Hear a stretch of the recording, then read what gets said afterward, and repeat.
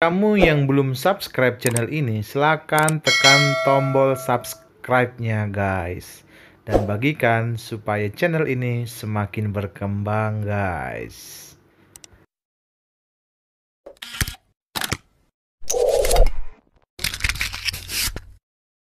Kali ini kembali lagi saya ingin meluruskan dan membongkar kebohongan dari Martinus, mantan pastor selama 13 tahun. Bahkan dia ternyata juga seorang pakar ahli Injil itu sendiri. Namun sayangnya kali ini si mantan pastor dan seorang pakar ahli Injil ini lagi-lagi salah menyebutkan ayat Alkitab. Masa sih ada surah Yesemiya 21 ayat 3 dan Roma 3 ayat 2? Apakah itu benar isinya seperti yang dia sebutkan? Mari tonton sampai selesai video ini. Sebelumnya mari kita lihat bersama cuplikan videonya.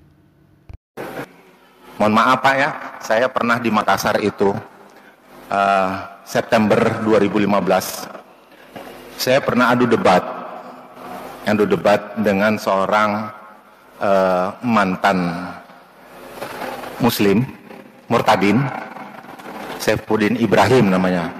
Dia mewakili dari organisasi Muhammadiyah, hal itu menurut dia. Itu diadakan resmi di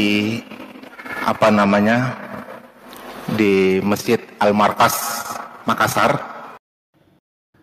Di video ini, mantan pastor ini mengatakan jelas bahwa ia ternyata seorang pakar ahli Injil.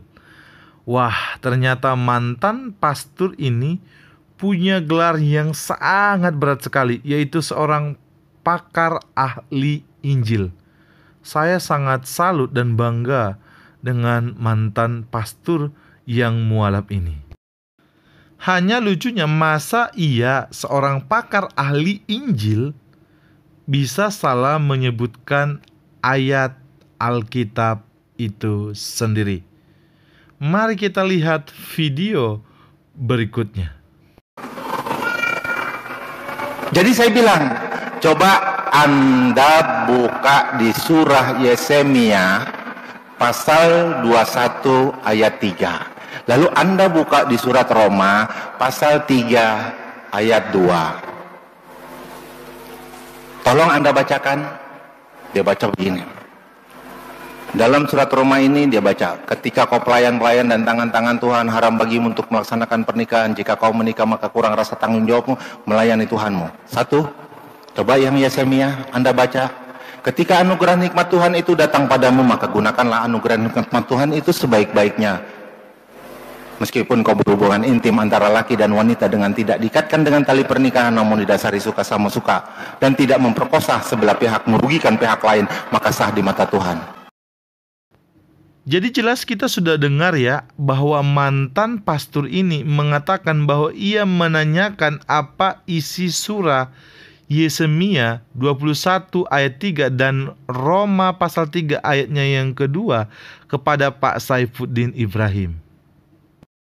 Lucu bin ajaib yang perlu digarisbawahi adalah yang pertama, apakah benar ada surah Yesemiya 21 ayat 3 di dalam Alkitab? Tentu jawabannya bagi kamu yang membuka Alkitab, jawabannya tidak ada. Yang kedua, mungkin saja yang disebut surah Yesemiya 21 ayat 3 itu bisa jadi Yeremia 21 ayat 3 atau Yesaya 21 ayat 3. Tapi kalau kita perhatikan isi kedua ayat ini jelas tidak sama seperti apa yang dikatakan oleh mantan pastor dan seorang pakar ahli Injil ini. Yang ketiga, Roma 3 ayat 2 juga tidak sama isinya seperti yang diucapkan oleh mantan pastor dan seorang pakar ahli Injil ini.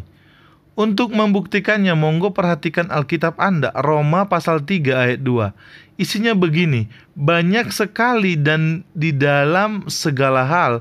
Pertama-tama, sebab kepada mereka lah dipercayakan firman Allah. Jadi jelas, Anda sudah juga melihat bersama bahwa ustadz atau mantan pastor ini berbohong.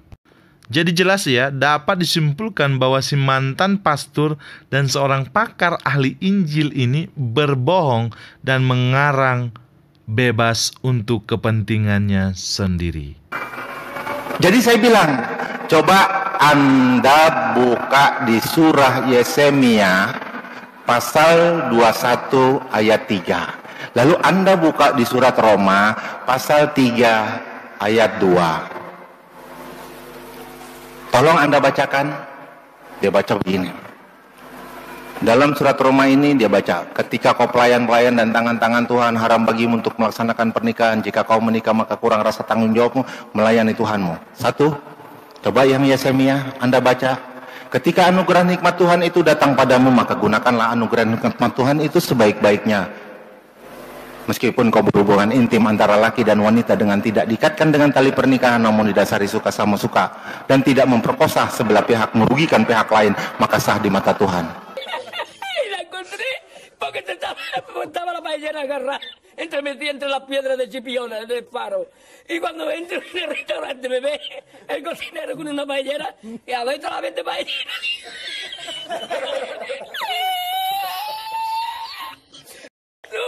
¡Ay, qué hacemos ahora! Con los dos sacos de arroz. ¡Ay, llama! Tuh Pak, jadi bisa merubah. Nih lihat, wah tahun ini kemarau, bisa aja dia rubah Injil. Nah, hari untuk sekarang ini karena kemarau diwajibkan bagimu, tuh menyumbang air setiap satu jamaat 20 liter ke gereja. Kan nguntungin si pastor biar pastornya bisa mandi. Ini itu kan ibaratnya seperti itu Pak. Jadi bisa memanfaatkan untuk kepentingan dan untuk keuntungan pribadi. Jadi bisa melakukan apa saja yang dilakukan oleh si pastor ini. Video cuplikan yang sudah kita tonton tadi jelas mantan pastor dan seorang pakar ahli Injil ini mengatakan bahwa bisa saja merubah Injil dan memberi contoh kasus seperti yang sudah kita lihat di video ini. Tanggapan saya yang pertama, Injil tidak pernah diubah, dan apalagi dengan contoh kasus yang disampaikan si mantan pastor ini. Ini hanya karangannya saja, biasa supaya kelihatan pintar. Yang kedua, tanggapan saya adalah argumen saya tentang Injil atau Alkitab yang sudah diubah atau dipalsukan. Saya nggak lagi bahas di dalam video ini karena saya sudah bahas di video saya sebelumnya. Anda bisa cek saja deskripsi di bawah ini. Silakan tonton dulu supaya Anda mengerti penjelasannya. Mari kita lihat lanjutan videonya kembali. Sebelumnya saya ingin menyampaikan atau juga ingin bertanya, apakah hubungannya Yesus itu dengan Magdalena? Apakah itu istrinya atau siapanya? Mohon bisa dijelaskan. Terima kasih. Di video ini ada orang yang bertanya kepada Ustadz ini, apa hubungannya Yesus dengan Magdalena? Apakah istri atau siapanya? Nih kita lihat jawaban dari mantan pastor dan seorang pakar ahli Injil ini. Kalau dalam penjelasan Injil, Yesus itu tidak pernah menikah. Nah ini karena dari 4 kanonik tadi nih. Jadi kalau Protestan mengatakan bahwa Magdalena itu adalah istrinya Yesus.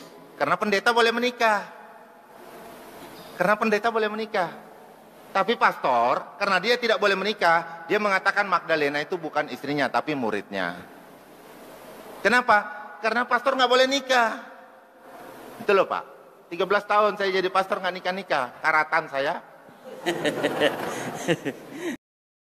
¡Ay, qué hacemos ahora! Con los dos sacos de arroz. ¡Ay, llama! Yang perlu saya soroti adalah mantan pastor dan seorang pakar ahli Injil ini mengeluarkan pernyataan bahwa orang Protestan mengatakan bahwa Magdalena adalah istri Yesus karena pendeta boleh menikah. Benarkah demikian? Yang pertama, saya mau katakan ini tidak benar. Ini saking pintarnya, bohongnya juga sangat-sangat pintar. Yang kedua, di mana di dalam Alkitab bahwa Magdalena itu adalah istri Yesus? Tolong dong mantan pastor dan pakar ahli Injil, tunjukkan ayatnya kepada saya. Siapa tahu saya bisa juga berubah pikiran seperti Anda. Tapi pastinya Anda tidak akan menemukan bagian itu. Yang ketiga, kebenaran yang saya lihat dari penyampaian ini ternyata si mantan pastor dan seorang pakar ahli Injil ini ingin menikah. Soalnya sudah karatan selama 13 tahun. Ya ampun, lamanya sudah karatan lagi. Jadi jelas, intinya sebenarnya si mualaf ini mau nikah.